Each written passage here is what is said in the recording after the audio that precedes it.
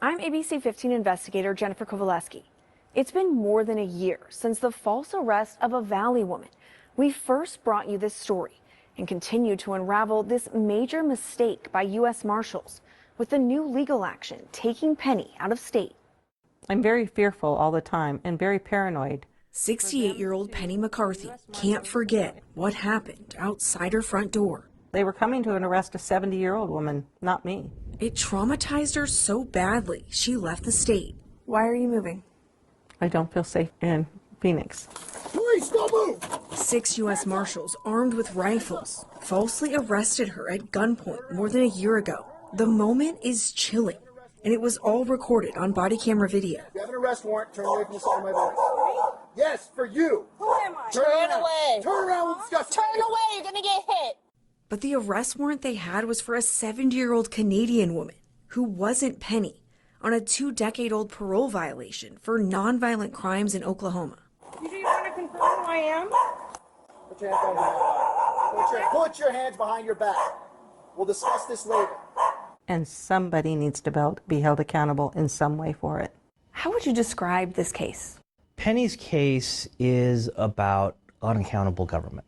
Paul Avalar now represents Penny and recently filed this federal lawsuit against the U.S. Marshal Service. We learned about Penny's situation through your reporting. The nonprofit Institute for Justice took on Penny's case after the ABC 15 investigators aired a half-dozen reports exposing serious failures by U.S. Marshals. The federal government now admitting they made a mistake just days after an ABC 15 investigation into the false arrest of a Valley woman. These sorts of mistaken identities, they happen with too much frequency.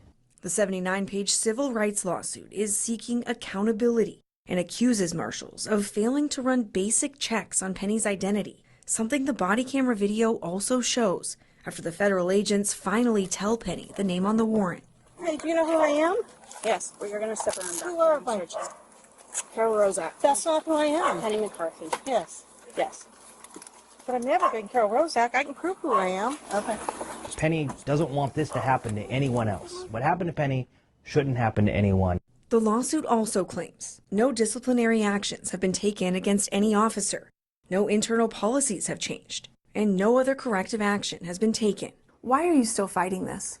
Because it's wrong. It's so unbelievably wrong, and I am not the only person this happens to. The U.S. Marshals Service admitted it made a mistake in arresting Penny.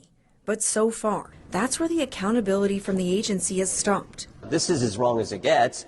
U.S. lawmakers called for a federal probe in direct response to ABC 15's reporting and sent this letter to the DOJ late last year. That's why we've asked the Inspector General to dig into this and get us all the facts on how they screwed up and got the wrong individual.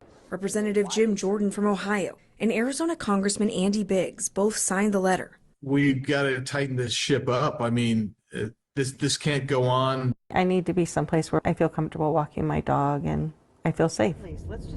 For Penny, she says nothing will make her feel safe here again. But this lawsuit is about finding out how they got it so wrong. I don't care if I don't get a dime. I'm not signing any non-disclosure agreement. I need to know how this happened and why this happened. The Department of Justice began its probe into Penny's case last December. We've been told it could take up to a year to complete, and they've already interviewed Penny. The U.S. Marshals Service says it is aware of the pending lawsuit and says it is our policy not to comment on ongoing litigation. We will continue to follow this story. I'm investigator Jennifer Kowaleski, ABC 15, Arizona.